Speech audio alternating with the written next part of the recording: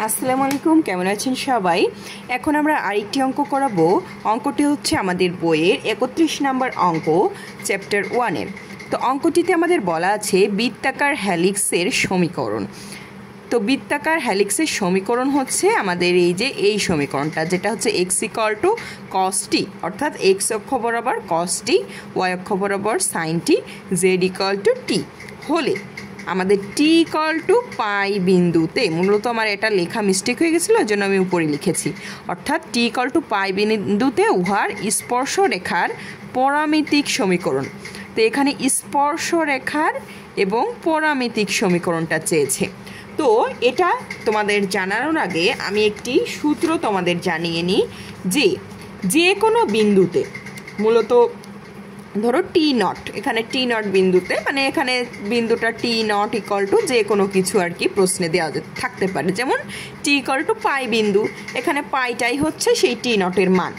তো যে কোনো মান, যেহেতু t এর একটি যে কোনো মান এখানে থাকবে, সেই বিন্দুতে স্পর্শরেখার ভেক্টর সমীকরণের সূত্র হচ্ছে r = আমাদের যেই ফাংশনটা আমাদের হচ্ছে ভেক্টর ফাংশন, আমাদের নির্ণয় করে নিতে হবে। যদি না থাকে তাহলে সেটিকে যদি আমরা মানে ওই যেই ফাংশনটা হবে সেটাকে আমাদের এই যে বিন্দুটা দেওয়া আছে সেই বিন্দুতে নির্ণয় করতে হবে, এবং তার একবার ডেরিভেটিভ ওই বিন্দুতে নির্ণয় করতে হবে ইনটু টি যোগ, এবং এই দুইটি মানকে যোগ করে দিলেই আমরা পাবো আমাদের ভেক্টরের স্পর্শরেখার ভেক্টর সমীকরণ, এবং এই স্পর্শরেখার ভেক্টর সমীকরণ থেকেই পরামিতিক সমীকরণটা আমরা নির্ণয় করব। তো চলো অঙ্কটি কিভাবে করি খেয়াল রাখতে হবে তোমাদের, তাহলে তোমরা ক্লিয়ার বুঝতে পারবে। এবং এই অঙ্কগুলো কিন্তু খুবই গুরুত্বপূর্ণ, এই চ্যাপ্টার থেকে গ বিভাগে এই অঙ্কগুলো এসে থাকে প্রায়শই। তো চলো আমরা সমাধানে চলে যাই। সমাধান। তো শুরুতেই আমাদের হচ্ছে এখানে দেখো x = একটি মান দেওয়া আছে, y = একটি মান দেওয়া আছে, z = একটি মান দেওয়া আছে। আমরা কিন্তু ফাংশানের যেই মানগুলো আমরা কিন্তু পড়ে এসেছিলাম, খেয়াল করো, আমাদের কিন্তু এই যে f of t = ধরো যে কোনো মান i যোগ যে কোনো মান j যোগ যে কোনো মান k, মানে তিনটি অক্ষ বরাবর তিনটি একক ভেক্টর, এটি হচ্ছে x অক্ষ বরাবর, এটি y অক্ষ বরাবর, এটি z অক্ষ বরাবর। এই তিনটি অক্ষ বরাবর আমাদের হচ্ছে তিনটি একক ভেক্টর, এগুলোর যোগফলই হবে আমাদের হচ্ছে ভেক্টর মান ফাংশন, যেটি আমরা প্রথম থেকেই কিন্তু অঙ্ক করে আসতেছি। তো আমরা সেই অনুযায়ী আমাদের এখানে যেই x y z আছে এই মানগুলো অনুযায়ী আমাদের সেই ভেক্টরের যেই মানগুলো সেটি মানে ফাংশনটি সেটি আমরা নির্ণয় করে নেব। তাহলে আমরা এখানে প্রথমেই দিতে পারি যে প্রদত্ত হেলিক্স এর সমীকরণ, অর্থাৎ আমাদের যেই সমীকরণগুলো এখানে দেওয়া আছে, আমাদের হেলিক্সের সমীকরণ কি দেওয়া আছে? x = cos t, y = sin t, এবং z = শুধুমাত্র t। তো আমরা এখানে ধরে নিব, মানে আমাদের সেই ফাংশনটা নির্ণয় করতে হবে। f of t = আমাদের হচ্ছে i এর সাথে কি হবে বলো তো? i এর সাথে হচ্ছে আমাদের x বরাবর i একক ভেক্টর, যোগ j হচ্ছে y অক্ষ বরাবর, যোগ k হচ্ছে z অক্ষ বরাবর। তাহলে আমাদের x এর মান কি দেওয়া আছে? cos t i, যোগ y এর মান কি দেওয়া আছে? sin t j, যোগ z এর মান কি দেওয়া আছে? t এবং একক ভেক্টর k। আশা করি বুঝতে পেরেছ। তাহলে এটা হচ্ছে আমাদের সেই ভেক্টরের যেই ফাংশনটা সেটি আমাদের কিন্তু আগের প্রশ্নে এই যে এই ফাংশনটা সরাসরি দেওয়া থাকতে, আর এখানে আমাদের এই যে হেলিক্সের সমীকরণ থেকে আমাদের সমীকরণটা মেন যেই আমাদের ভেক্টরের সমীকরণ সেটি আমাদের প্রাথমিক কাজ হবে যে এটাকে নির্ণয় করে নিতে হবে। তো এবার আমাদের হচ্ছে স্পর্শরেখার সমীকরণ। তো স্পর্শরেখার সমীকরণ আমরা কিন্তু f of t0, এই t0টা হচ্ছে আমাদের সেই বিন্দু যেই বিন্দু আমাদের উল্লেখ করা থাকে। তো আমরা এখানে f of t জানি, তাহলে আমাদের এখানে এই f of পাই বের করতে হবে, যেহেতু আমাদের t = পাই বিন্দুতে, মানে যেই বিন্দু বলবে প্রশ্নে সেই বিন্দু। তাহলে f of আমরা পাই নির্ণয় করে নিব। f of পাই মানে হচ্ছে যেখানে যেখানে t আছে সেখানে সেখানে আমাদের পাই বসবে। তাহলে cos পাই i যোগ সাইন পাই জে যোগ পাই কে। তাহলে এখানে আমরা যদি কস পাইয়ের মান হচ্ছে আমাদের কস পাইয়ের মান হচ্ছে -1, তাহলে আমাদের মাইনাস আই থাকবে শুধু।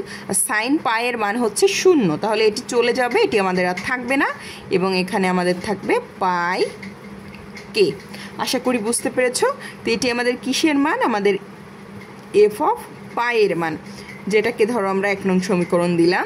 এবং আমাদের প্রশ্নে আর কি আছে, মানে আমাদের সমীকরণে এফ অফ প্রাইম মানে কি, মানে এই এফ অফ পাইকে আমাদের একবার ডেরিভেটিভ করতে হবে, মানে এই যে এফ অফ টি এটাকে একবার ডেরিভেটিভ করে সেই ডেরিভেটিভে আমাদের পাইয়ের মানটা বসাতে হবে।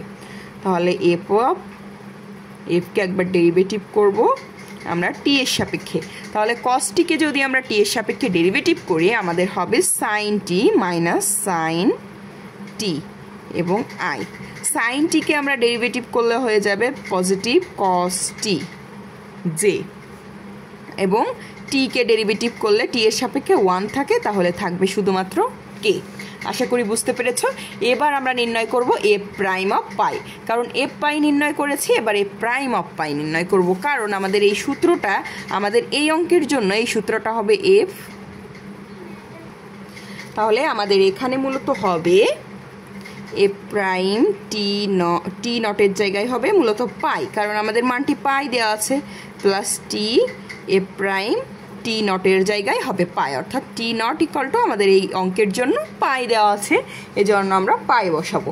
তাহলে আমাদের এফ প্রাইম পাই নির্ণয় করেছে, এফ পাই নির্ণয় করেছে, এবার এফ প্রাইম পাই নির্ণয় করতে হবে। তাহলে আমরা নির্ণয় করব F prime of pi equal to, আমাদের এবার এখানে যদি আমরা পাই বসাই, সাইন পাইয়ের মান 0, তার মানে এটা আমাদের থাকবে না, আর কস পাইয়ের মান হচ্ছে -1, তার মানে এটি হবে মাইনাস জে প্লাস কে। তো এটিকে 2 নং সমীকরণ দিলাম। তাহলে এবার আমরা বসাবো আমাদের টি ইকুয়াল টু পাই বিন্দুতে আমাদের স্পর্শরেখার ভেক্টর সমীকরণ। তাহলে আমরা জানি, মানে এই সূত্রটা তো আমাদের মুখস্থ সূত্র, এজন্য আমরা বলবো যে আমরা জানি টি ইকুয়াল টু পাই বিন্দুতে স্পর্শ রেখার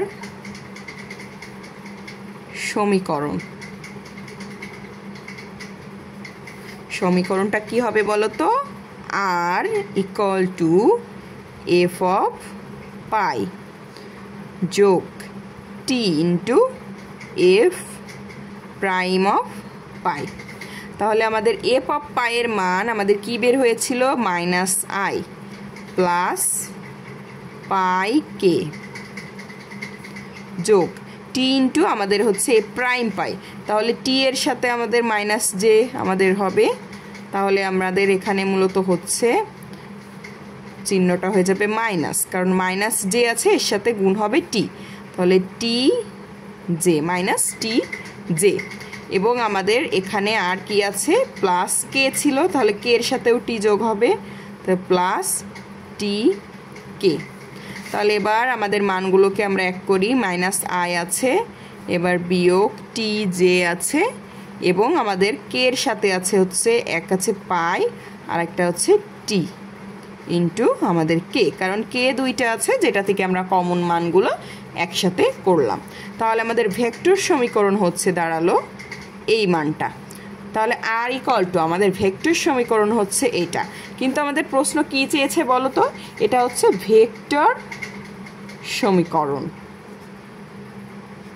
এটা হচ্ছে ভেক্টর সমীকরণ, আর আমাদের প্রশ্নে চেয়েছে পরামিতিক সমীকরণ। তো পরামিতিক সমীকরণটা হচ্ছে আমাদের এই যে আই ইন্টু, আমি তোমাদের প্রশ্নে প্রথমে আমরা লিখেছিলাম না যে আয়ের সাথে যেটা থাকে সেটা হচ্ছে এক্স, আয়ের সাথে যেটা আছে আমরা সেখান থেকে ভেক্টর সমীকরণ রূপান্তর করেছি, এই এক্স এর মানটা আমরা বসিয়ে এখানে ভেক্টর সমীকরণ রূপান্তর করেছি। জেড সাথে যেটা থাকে সেটা ওয়াই, কে এর সাথে যেটা থাকে সেটা জেড। তাহলে এই যে আমাদের আয়ের সাথে যেটা আছে আমরা সেই মানটাকে লিখতে পারি এক্স ইকুয়াল টু আমাদের আয়ের সাথে কি আছে -1, তারপরে ওয়াই ইকুয়াল টু আমাদের জে এর সাথে কি আছে -t, এবং জেড ইকুয়াল টু আমাদের কে এর সাথে কি আছে পাই প্লাস টি। তো এই যে আমাদের যেই সমীকরণগুলো আমরা পেলাম না, এগুলোই হচ্ছে আমাদের পরামিতিক সমীকরণ।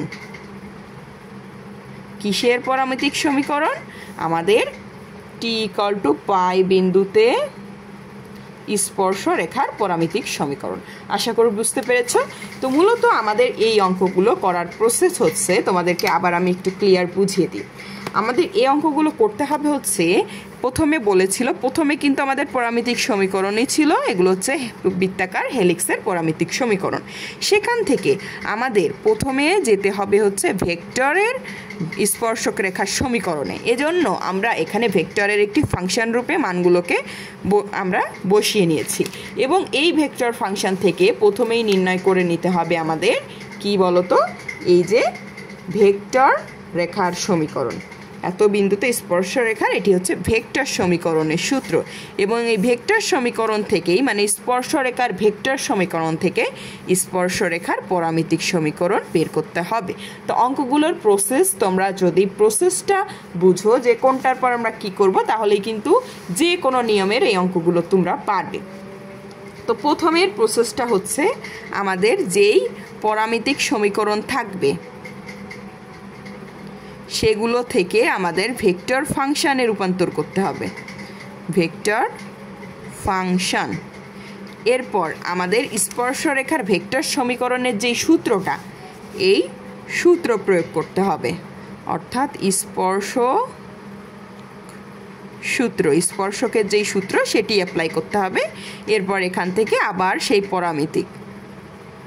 পরামিতিক মানে কি বলতো, আবার সেই XY আর Z এর মান আমরা নির্ণয় করব, সেটিই হবে আমাদের ফাইনাল অ্যান্সার।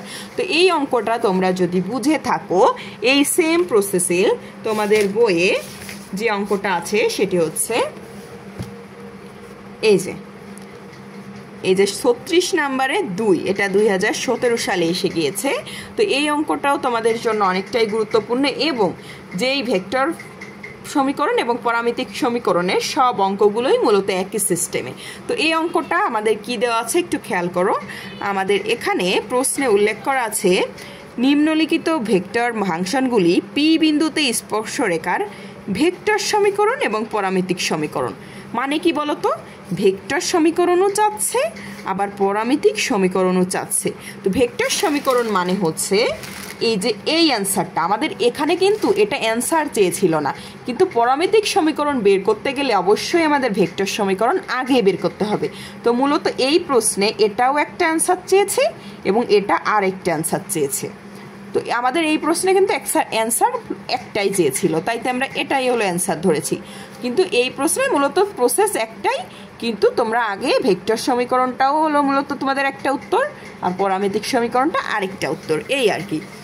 তো আমরা মূলত আমাদের অঙ্কটা কি দেওয়া আছে, এই যে পি বিন্দু বলা ছিল না, পি বিন্দুটা এই যে এখানে দুইটা অঙ্কেই দেখো ডান সাইডে পি বিন্দুগুলো দেওয়া আছে, যে পি বিন্দু হচ্ছে এইটা। তো এই পি বিন্দুর কাজ কি সেটি আমি তোমাদের একটু বলে দিই।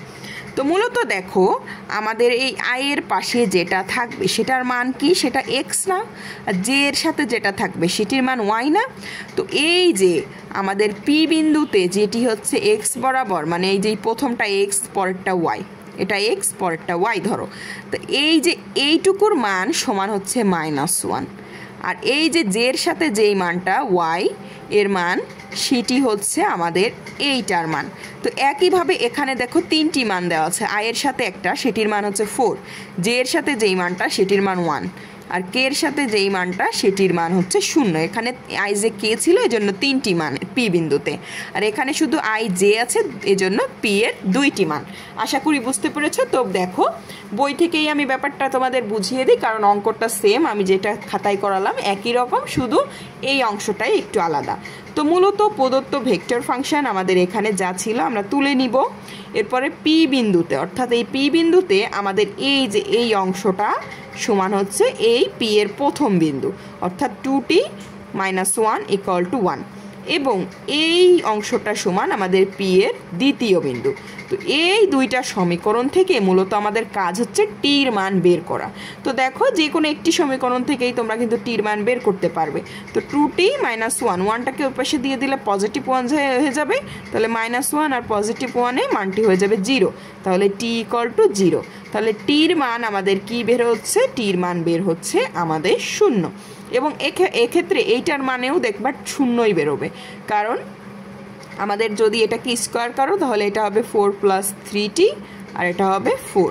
তো এই 4 কাটা গেলে এই পাশে 0 থাকে, তাহলে 3 দিয়ে ভাগ করলে আমাদের মূলত এখানে t = 0। তার মানে আমাদের মূলত কাজ কি বলতো? আমাদের আগের অঙ্কটা ডিরেক্টলি টি এর একটি মান দেওয়া ছিল, যেটি আমি খাতায় করলাম। আর এই অঙ্কে মূলত পি বিন্দু উল্লেখ করে দিচ্ছে, যেই পি বিন্দুতে আমাদের আয়ের সাথে যেটি থাকবে সেটা প্রথম বিন্দু, এটা দ্বিতীয় বিন্দু, আর যে থাকলে সেটা হচ্ছে তৃতীয় বিন্দু, যদি থাকে উল্লেখ। যেমন এই আগের অঙ্কটা দেখো, আমাদের এখানে মূলত এই যে এই প্রথম অংশ t² সমান এই যে প্রথম বিন্দু ধরেছিল, এই অংশটা সমান এই যে 1 দ্বিতীয় বিন্দু, এই অংশটা সমান আমাদের তৃতীয় বিন্দু 0। এখান থেকেও টি এর একটি মান নির্ণয় করে নিয়েছে, যেটি হচ্ছে 2। তো মূলত এই পি বিন্দুর কাজ হচ্ছে এটাই যে তোমরা এখান থেকে সমীকরণ থেকে মানগুলো নিয়ে আমাদের টি এর মান নির্ণয় করা, যেটা আমাদের এই প্রশ্নে কিন্তু টি এর মান সরাসরি দেওয়া ছিল, আর এই প্রশ্নে টি এর মান দেওয়া নেই, সেটা হচ্ছে বের করে নিতে হবে, এই আর কি। এর পরের কাজটুকু কিন্তু সেই আগের মতোই, এই পরের কাজটু কিন্তু আগের মতোই, যে আমাদের f(0) অর্থাৎ আমাদের ওই যে সেই টি বিন্দুই তো আমাদের 0, তাহলে আমরা সেই টি বিন্দুতে f এর মান নির্ণয় করে নিয়েছি। এরপরে আবার আমাদের সমীকরণটাকে, মানে এই যে f ফাংশনটা তো আমাদের দেওয়াই আছে, এটাকে আমাদের একবার ডেরিভেটিভ করতে হবে। তাহলে ডেরিভেটিভ করে আবার সেই 0 বিন্দুতে ডেরিভেটিভ নির্ণয় করতে হবে। এবং আমরা যেই স্পর্শরেখার ভেক্টর সমীকরণ জানি কি, r = f of t0 যোগ t × f'(t0), তাহলে f × t0 মানে হচ্ছে f(0) আর t × f'(0), তাহলে আমাদের এই মানটা বসিয়েছে এবং এই মানটা বসিয়েছে এর সাথে t, তাহলে এইগুলো গুণ করে দিলেই এটা হচ্ছে আমাদের ভেক্টর সমীকরণ বের হলো। আর এখানে i এর সাথে যেটা থাকবে সেটা হচ্ছে x, আর j এর সাথে যেটা থাকবে সেটা হচ্ছে y। এটাই হচ্ছে পরামিতিক সমীকরণ। আশা করি বুঝতে পেরেছো। অঙ্কগুলো একদমই সিম্পল। এই যে 37 নম্বর অঙ্ক, এটাও সেম প্রসেস একই, যে আমাদের t = t0 বিন্দুতে স্পর্শরেখার ভেক্টর সমীকরণ এবং পরামিতিক সমীকরণ, এবং একই সাথে এখানে একটি জিনিস বাড়তে আছে, সেটি হচ্ছে কার্তেসীয় সমীকরণ। তো চলো আমাদের লাস্ট পার্টটি একটু আলাদা আছে, সেটা আমরা শিখে নিই। তো এবার দেখো আমাদের এখানে ভেক্টরের যেই ফাংশনটা সেটি হচ্ছে এরকম দেওয়া আছে, এবং t0 এর মান হচ্ছে 1/3 দেওয়া আছে। তো এই মানের জন্য আমাদের প্রথমে বের করতে হবে কি বলতো? ভেক্টর সমীকরণ, এরপরে পরামিতিক সমীকরণ। তো ভেক্টর সমীকরণ এবং পরামিতিক সমীকরণ তো নিয়ম করার প্রসেস তো আমাদের বলেই দিচ্ছি, আমাদের যে কোনো টি এর একটি মানের জন্য। এটুকু অংশ তোমরা পারবে। এবার কার্তেসীয় সমীকরণটা কি এবং এটা কিভাবে বের করতে হবে সেটি তোমাদের একটু দেখিয়ে দিই। তো মূলত এখানে খেয়াল করো, আমাদের t = হাফ বিন্দুতে আমাদের প্রথমে এখানে নির্ণয় করে নিয়েছে, যেরকম আমি তোমাদেরকে শিখিয়েছিলাম, ভেক্টর সমীকরণটা নির্ণয় করে নিয়েছে ওই একই প্রসেসে, এবং পরামিতিক সমীকরণটাও নির্ণয় করে নিয়েছে। অর্থাৎ এখান থেকে এই যে x এর মানটা হচ্ছে আমাদের ভেক্টর সমীকরণের যেই x এর মান, সেটিই হবে পরামিতিক সমীকরণ, y এর মান এবং z এর মান, এই তিনটিই হবে আমাদের পরামিতিক সমীকরণ। তো এখান থেকে কার্তেসীয় সমীকরণটা নির্ণয় করতে হবে মূলত আমাদের। দেখো খেয়াল করো, এখান থেকে এই যে এই আকারের সমীকরণটাই হচ্ছে আমাদের কার্তেসীয় সমীকরণ। অর্থাৎ এখানে x, y, z এগুলোকে এভাবে সমান চিহ্ন দ্বারা প্রকাশ করতে হবে। উপরে x থাকবে, এরপর y, এরপরে z, এবং এখানে সামথিং যে কোনো মান আমাদের ভাগ আকারে, যোগ আকারে, বিয়োগ আকারে থাকতে পারে। এই সমীকরণটাই হচ্ছে আমাদের কার্তেসীয় সমীকরণ। অর্থাৎ এখান থেকে আমাদের এই সমীকরণে কনভার্ট করতে হবে। তো আমাদের মেন কাজ হচ্ছে এখান থেকে আমরা এই যেই এক একটা সমীকরণ পেয়েছি না, যে x = এখানে দেখো কমন কি আছে, এখানে ল্যামডা আছে, এখানেও ল্যামডা আছে, ওয়াইতে জেডেও ল্যামডা আছে।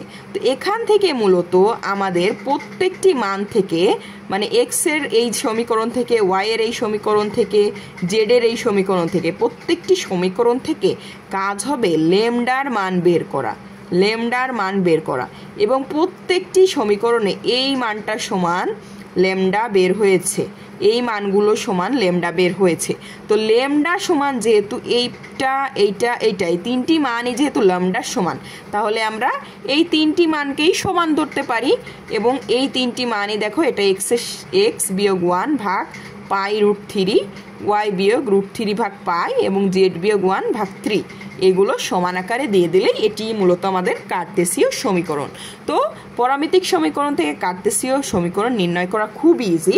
তোমরা যদি চাও আমি ব্যাপারটা তোমাদেরকে খাতায় একটু দেখিয়ে দিলে হয়তো ভালো হবে। তো খেয়াল করো, আমাদের কি ছিল, x equal to 1 minus pi root 3 lambda. তো এখানে আমাদের ল্যামডার মান আমরা বের করব, তাহলে আমরা পাই রুট 3 ল্যামডাটা নিয়ে চলে আসলাম এবং এক্সকে ওই পাশে দিয়ে দেব। অর্থাৎ আমাদের এক্সকে যদি আমরা ওই পাশে দিয়ে দিই আমাদের হয়ে যাবে 1 মাইনাস এক্স। তাহলে আমরা ল্যামডাটাকে রেখে দিব, ল্যামডাটাকে রেখে আমাদের এই মানটুকু ওই পাশে নিয়ে গেলে আমাদের হয়ে যাবে 1 মাইনাস এক্স ভাগ পাই রুট 3। তো এখানে মূলত এক্সটাকে আগে রাখতে চেয়েছে, জন্য মাইনাস কমন নিয়েছে। মাইনাস যদি কমন নাই তাহলে এক্স আগে আসবে এবং মাইনাস 1 পরে চলে যাবে, এবং এই মাইনাসটা নিচেই পাই রুট 3 দ্বারা প্রকাশ করেছে। অর্থাৎ একইভাবে তোমাদের এই ওয়াই এর মান থেকেও ল্যামডা বের করতে হবে, অর্থাৎ ওয়াই ইকুয়াল টু রুট 3 যোগ পাই ল্যামডা। এখান থেকে যদি আমরা ল্যামডার মান বের করি তাহলে আমাদের পাই ল্যামডা ইকুয়াল টু ওয়াই বিয়োগ রুট 3, আর এই যে এই পাইটা ভাগ করে দিলে আমাদের পাই, অর্থাৎ ওয়াই বিয়োগ রুট 3 ভাগ পাই। দেখো, ওয়াই বিয়োগ রুট 3 ভাগ পাই। তো একইভাবে এই সমীকরণ থেকে ল্যামডার মান বের করে যেই মানটা হবে এই সবগুলোকে সমান করে দিয়ে দিলেই সেটিই হবে আমাদের কার্তেসীয় সমীকরণ। আশা করি তোমরা বুঝতে পেরেছো। এগুলো নির্ণয় করার কোনো ব্যাপারই না, মূলত আমাদের মেন কাজটি হচ্ছে তোমরা মনে রাখবে, তোমাদের মূলত প্রথমে অনেক অঙ্কে দেয়া থাকবে, প্রথমেই আমাদের ভেক্টর মান ফাংশনটি দেওয়া থাকতে পারে, সেক্ষেত্রে তো আমাদের নির্ণয় করার কোনো প্রয়োজন নেই। আবার অনেক সময় থাকতে পারে যে বৃত্তাকার হেলিক্সটা দেওয়া থাকবে, সেখান থেকে আমাদের ভেক্টরের যেই ফাংশনটা সেটি নির্ণয় করে নিতে হবে। এরপর ভেক্টর মান ফাংশনের যে স্পর্শকের সূত্র নির্ণয় করে ভেক্টর স্পর্শকের সূত্র আমাদের নির্ণয় করতে হবে, সেখান থেকে পরামিতিক সূত্র, সেখান থেকেই কার্তেসীয় সূত্র। এই একই প্যাটার্নে আমরা প্রত্যেকটি অঙ্ক, যে অঙ্কে যতটুকু অংশ চাইবে সেই অঙ্কে জাস্ট ততটুকু অংশই আমাদের লিখতে হবে, এই আর কি। তো আশা করি তোমরা অঙ্কগুলো এবার প্র্যাকটিস করলে যে কোনো অঙ্ক, এই কোয়ালিটির যে কোনো অঙ্কই তোমরা এবার করতে পারবে। তো আজকে এই পর্যন্তই থাকছে, এরপরেই তোমাদেরকে একটি নতুন টপিক এই চ্যাপ্টারে শিখাবো। তো সেই পর্যন্ত তোমরা ভিডিও দেখতে থাকো। সবাই ভালো থেকো। আসসালামু আলাইকুম।